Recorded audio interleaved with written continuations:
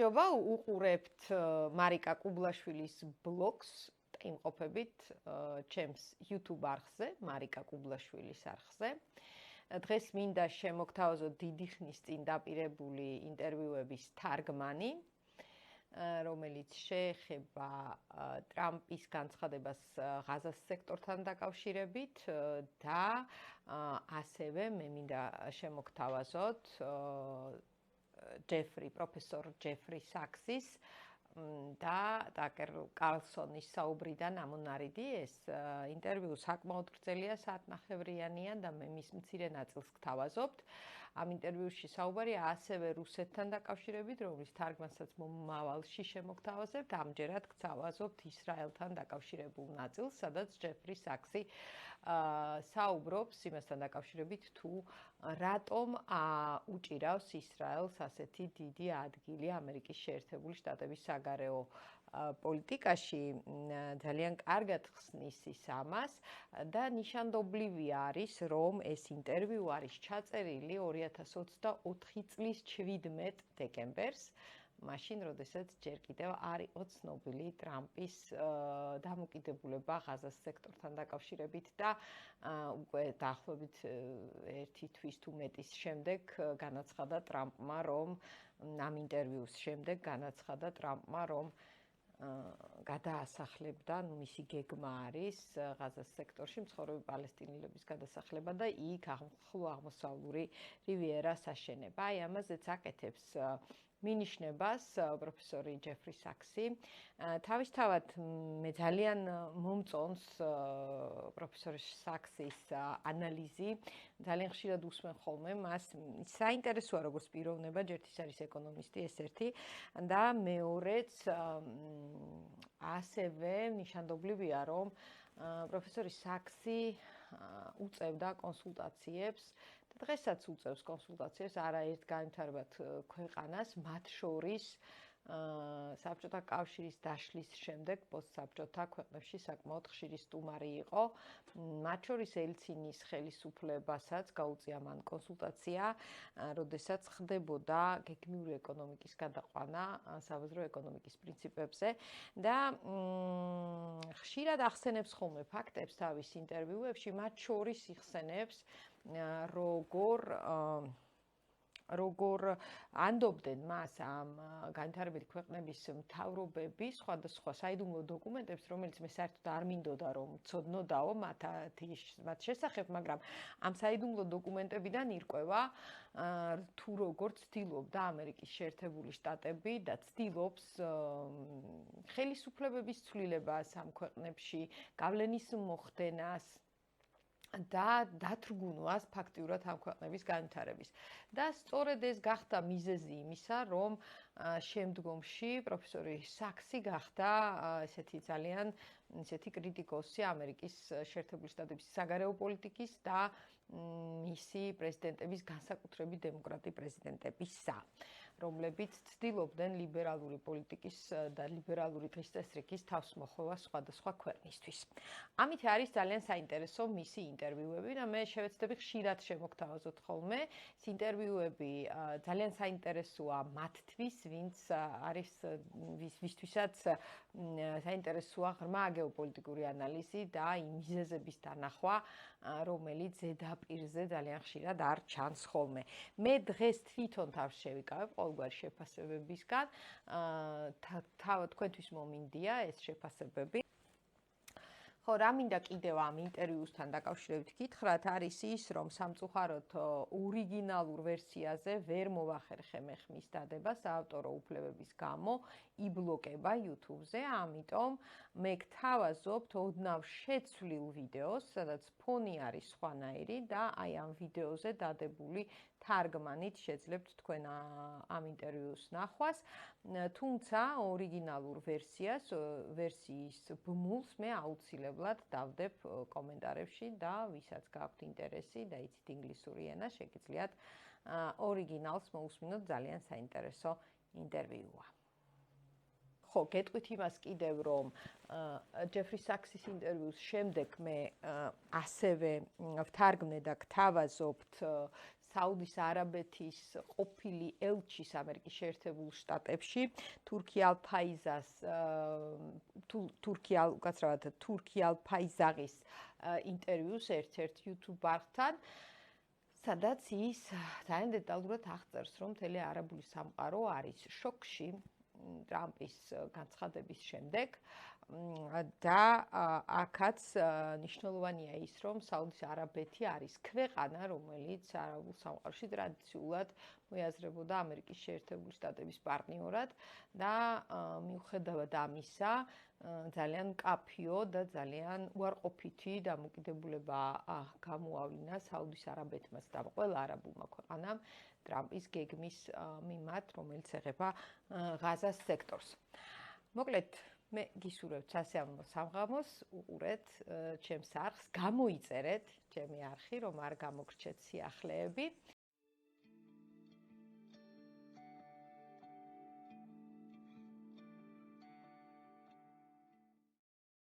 Well, first of all, thank you.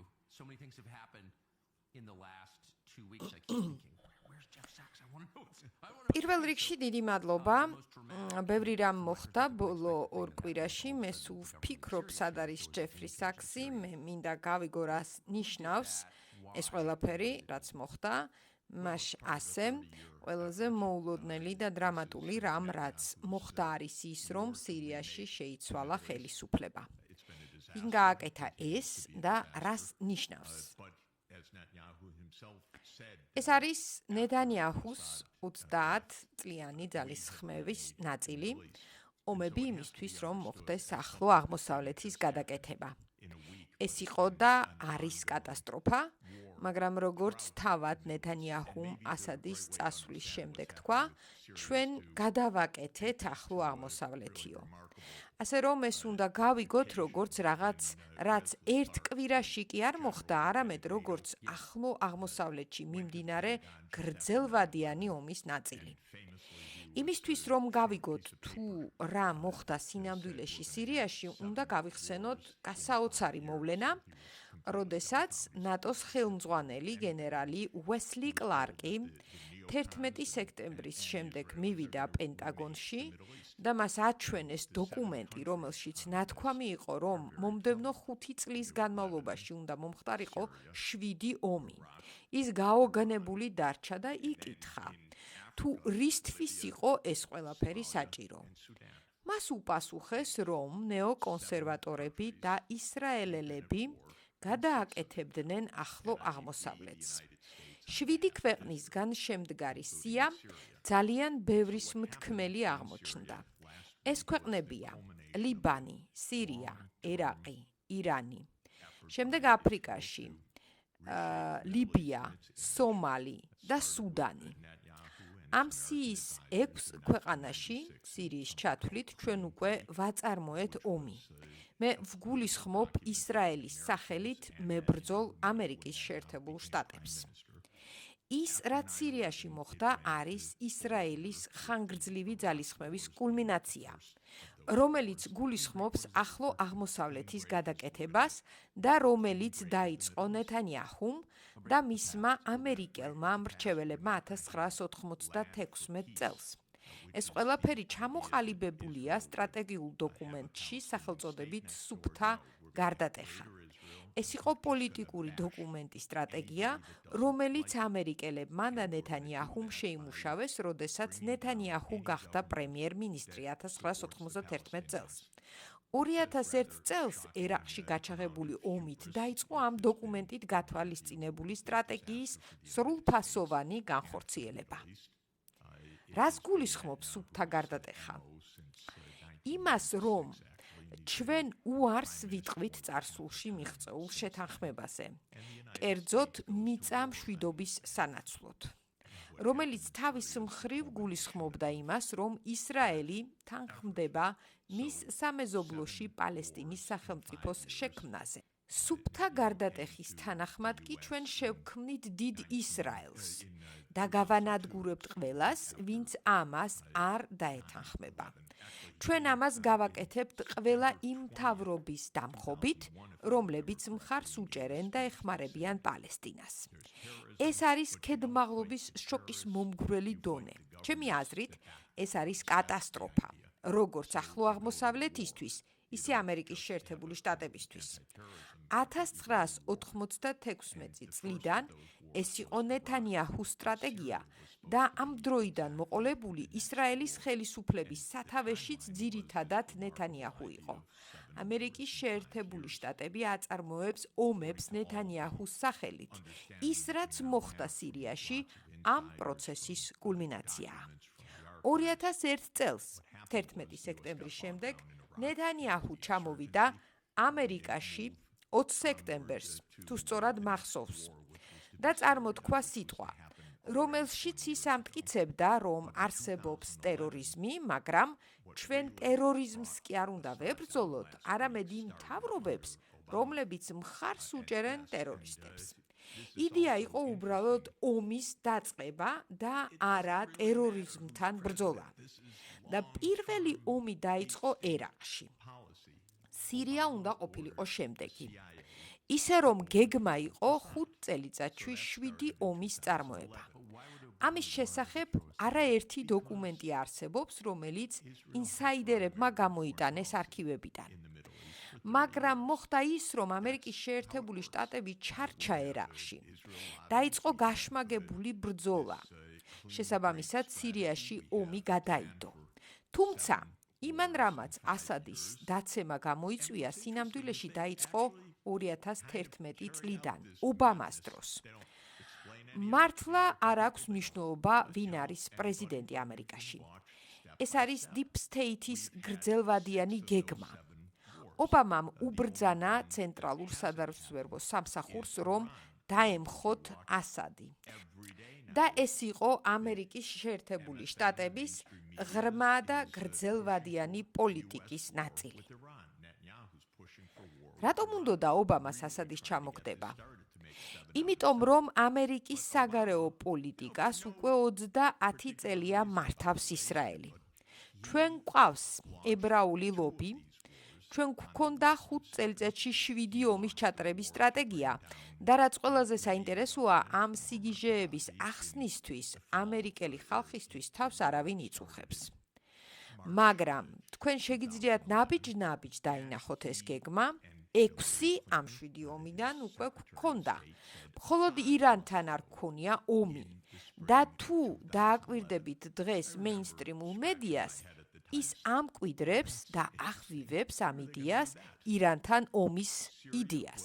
ნეთანიაჰუ ცდილობს ამერიკა ირანთან ომში გახვიოს და შეასრულოს 7-დან 7 ომი. ობამამ ამ 7 ომიდან 2 დაიწყო. სხვათა შორის ყოველგვარი მიზეზის გარეშე. პირველი ლიბიაში, რაც კადაფის დამხობით დასრულდა 2011-ში და შემდეგ მანაც და ჰილარი კლინტონმაც განაცხადეს, რომ 2011 წლის გაზაფხულზე ასადიც უნდა წასულიყო. ამ მომენტისთვის 2011 წელს სირია აბსოლუტურად ნორმალური ქვეყანა იყო. ამას წინათ ამოვქექე საერთაშორისო სავალუტო ფონდის 2009 წლის დასკვნა სირიასთან დაკავშირებით, სადაც შექებულია სირიის ეკონომიკური ზრდა და რეფორმები. სავალუტო ფონდი ელოდებოდა ამ ზრდის გაგრძელებას. სხვა სიტყვებით, სირია არ იყო უდაბნო და არ იყო ბრძოლისველი, ეს იყო ნორმალური ქვეყანა. იყო თუ არა სირია ამერიკის შეერთებული შტატებისთვის საფრთხე?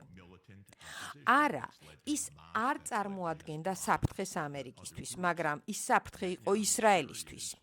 იმიტომ რომ ისრაელს სურს მთელი პალესტინა ჩაიგდოს ხელში და არ შექმნას პალესტინის სახელმწიფო. ამან თავის მხრივ გამოიწვია შეიარაღებული წინააღმდეგობის ჩამოყალიბება და გააჩინა ისეთი დაჯგუფებები, როგორიცაა ჰამასი და ჰეზბოლა. ნეთანიაჰუს სტრატეგია არ დაუშვან პალესტინის სახელმწიფოს შექმნა. ამიტომ მისი გადასახედიდან აუცილებელია იმ მთავრობების დამხობა, რომლებიც ამ შეიარაღებულ წინააღმდეგობას უჭერენ მხარს და ეხმარებიან. არ არსებობს რაიმე ღირსეული მიზეზი გარდა ნეთანიაჰუს ამბიციებისა და იდეებისა. რა არის დიდი ისრაელის იდეა? დიდი ისრაელი ეს არის იდეა, რომელიც გულისხმობს, რომ ისრაელი გააკონტროლებს არა მარტო საკუთარ გეოგრაფიულ ტერიტორიას, არამედ მოახდენს დასავლეთ ნაპირის, გოლანის მაღლობების და აღმოსავლეთ იერუსალიმის ანექსიას. ყველაფერი, რაც 1967 წელს იყო ისრაელის მიერ მიტაცებული, ნეთანიაჰუმ გულახდილად აღიარა, რომ არ დააბრუნებს. ამისთვის მას ორი მოტივაცია აქვს. პირველი ეს არის, რომ ნეთანიაჰუ ამბობს, რომ ამ მიწების დაბრუნება არ არის უსაფრთხო და მას არ უნდა ამ მიწების დაბრუნება, იმიტომ რომ არ უნდა მშვიდობა და სამშვიდობო მოლაპარაკებები ან მოლაპარაკებები პალესტინის სახელმწიფოს შექმნის თაობაზე. მეორე მიზეზი ეს არის რელიგიური ფანატიკოსები. მე უფრო უხეშ ტერმინებსაც გამოვიყენებდი, რომლებიც ხელმძღვანელობენ იესო ნავესძის წიგნით, რომელიც 2700 წლის წინ არის დაწერილი და რომელშიც წერია, რომ ღმერთმა მისცა ებრაელებს ყველაფერი მდინარე ნილოსიდან მდინარე ევფრატამდე. და ისრაელის ხელისუფლებაშიც არიან რელიგიური ფანატიკოსები, რომლებსაც სჯერათ, რომ დიახ, ეს არის უფლისნება და მათ უნდა მიიღონ ყველაფერი, რაც ამ წიგნში წერია. ანუ ნილოსიდან ევფრატამდე რა შედის? ამის ფართო ხედვას თუ აიღებთ, ეს მოიცავს ლიბანს, სირიას, ეგვიპტის და ერაყის ნაწილებს. ეს ხალხი რეალურად ციტირებს ბიბლიას და ამბობს, რომ ამას გააკეთებენ. ეს ძალიან შემაშფოთებელია, მაგრამ მე ვიტყოდი არსებობს უფრო ვიწრო ხედვაც, რაც გულისხმობს მდინარიდან ზღვამდე. ანუ მდინარე იორდანედან ხმელთაშუა ზღვამდე, თუმცა ეს აღიქმება როგორც პროპალესტინური ნარატივი და ის წინააღმდეგობაშია ისრაელის ხელისუფლებისეულ ხედვასთან დიდი ისრაელისა. ისინი დიდ ისრაელს პირდაპირი გაგებით გულისხმობენ, სინამდვილეში კი იქ ცხოვრობს 7 მილიონი პალესტინელი, რაც ისრაელის ხელისუფლებისთვის უმნიშვნელო პრობლემაა, რადგან განიხილება მათი ეთნიკური წმენდა ან გასახლება, ან სამხედრო დიქტატის ქვეშ მოქცევა, სავარაუდოდ 100,000-ობით უკვე დახოცილია ბოლო ომის დროს. ოფიციალური რიცხვი 45,000-ია, მაგრამ ჩვენ ვიცით, რომ სინამდვილეში გაცილებით მეტია. მაგრამ ეს ყველაფერი მეტყველებს იმაზე, რომ დიდი ისრაელის იდეა გამორიცხავს მშვიდობას და ყველა, ვინც მხარს უჭერს პალესტინას, არის ისრაელისთვის სასიცოცხლო საფრთხე. ხოლო ის, ვინც საფრთხეა, უნდა იქნას განადგურებული. ეს კი არის დიპლომატიის საპირისპირო. ეს არის ომი და ასეც ამბობს ნეთანიაჰუ. ეს არის ომი ახლო აღმოსავლეთის გადასაკეთებლად.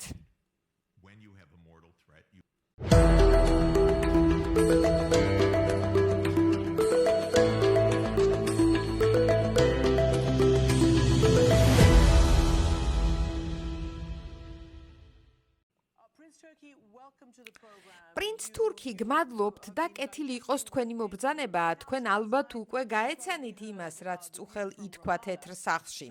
ასევე იცით თუ რა აზრის არიან ამასთან დაკავშირებით რამალაში. ასე რომ თქვენი აზრით შეიქმნება თუ არა საერთო არაბული ფრონტი ტრამპის ამ ხედვის წინააღმდეგ. დიდი მადლობა მის ამაპურ ჩემი დაპატიჟებისთვის. მას შემდეგ რაც მოვისმინე ბატონი ბარგუთის აზრი ამასთან დაკავშირებით, აც კი ვიცი რა დავამატო, გარდა იმისა, რომ ის რაც თქვა ბატონმა ტრამპმა კატეგორიულად მიუღებელია. პატივისცემის გამო მე თავს ვიკავებ შეურაცხმყოფელი კომენტარებისგან, მაგრამ ეს წარმოუდგენელია 21 საუკუნეში გქონდეს იმედი, რომ ეთნიკური წმენდა საერთაშორისო საზოგადოებისგან გამართლებული და მიღებული იქნება და რომ ეს საერთაშორისო საზოგადოება გულზე ხელდაკრეფილი იჯდება და არაფერს მოიმოქმედებს. პალესტინის პრობლემა არ გაჩნდა პალესტინელების გამო, არამედ წარმოიშვა ისრაელის ოკუპაციის გამო და ეს ყველასთვის ცხადია. ამიტომ არსებობს გაერო 1967 წლის რეზოლუცია, რომელიც მოუწოდებს მიწის დათმობისაკენ მშვიდობის სანაცვლოდ და რომელიც ძალაშია დღემდე. სწორედ ამას ეფუძნება არაბთა სამშვიდობო ინიციატივა, რომელიც სთავაზობს ისრაელს არა მხოლოდ დიპლომატიურ ურთიერთობებს, არამედ ყველაფერს, რაც ისრაელს სურდა დაწყებული ვაჭრობიდან და დასრულებული ურთიერთობების ნორმალიზებით.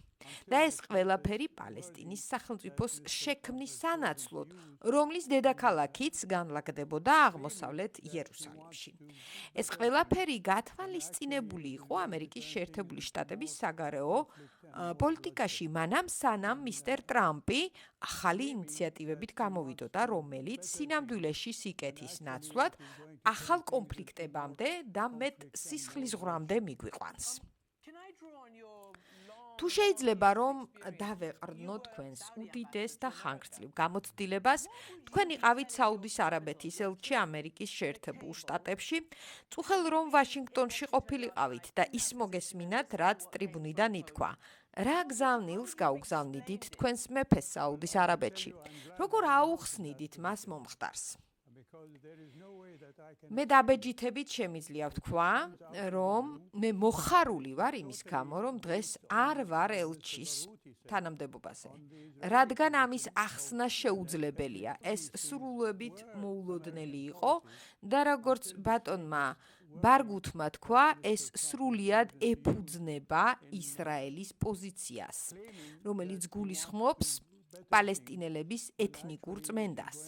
და როგორც თქვენ ახსენეთ, ბატონი ბენ-გვირი, რომელიც პალესტინაში ეთნიკური წმენდის მთავარი მოთავია, ის უკვე დიდი ხანია, 2 წელი ამაზე ლაპარაკობს, მას შემდეგ რაც ის მთავრობის შემადგენლობაშია და ახლა ის თავის სიტყვებს ამართლებს ამერიკელი პრეზიდენტის სიტყვებით, რაც ცხადია მიუღებელია. როგორ ფიქრობთ, რა იქნება შემდეგი ნაბიჯი? ჩვენ მოვისმინეთ როგორც თქვენი დედაქალაქის, ისე მთელი სამეზობლო ქვეყნების რეაქცია, რომლებისგანაც ტრამპი ელოდება, რომ მიიღებენ ამ მილიონობით პალესტინელს, მაგრამ ეს მყისიერად იქნა უარყოფილი. ეს ქვეყნები ამბობენ, რომ ეს არაკანონიერია. ჩვენ ასევე მოვისმინეთ პალესტინის ადმინისტრაციის პრეზიდენტის შეფასება. რას ელით თქვენ შემდეგში? რა ნაბიჯები იქნებათ გადადგმული თქვენი აზრით? მე არ ვარ ხელისუფლების ნაწილი, ამიტომ არ ვიცი, რას შესთავაზებს ჩემი ხელისუფლება. მაგრამ მე ველი, რომ იქნება შეთანხმებული მოქმედება არა მარტო არაბული ქვეყნების, არამედ მთლიანად მუსლიმანური სამყაროს, ევროპელებისა და იმ ქვეყნების მხრიდან, რომელთათვისაც მისაღებია პალესტინის პრობლემის გადაჭრა ორი სახელმწიფოს პრინციპით. მე ვფიქრობ, ისინი წამოწევენ ამ საკითხს და სად თუ არა გაეროში უნდა მოხდეს მსჯელობა.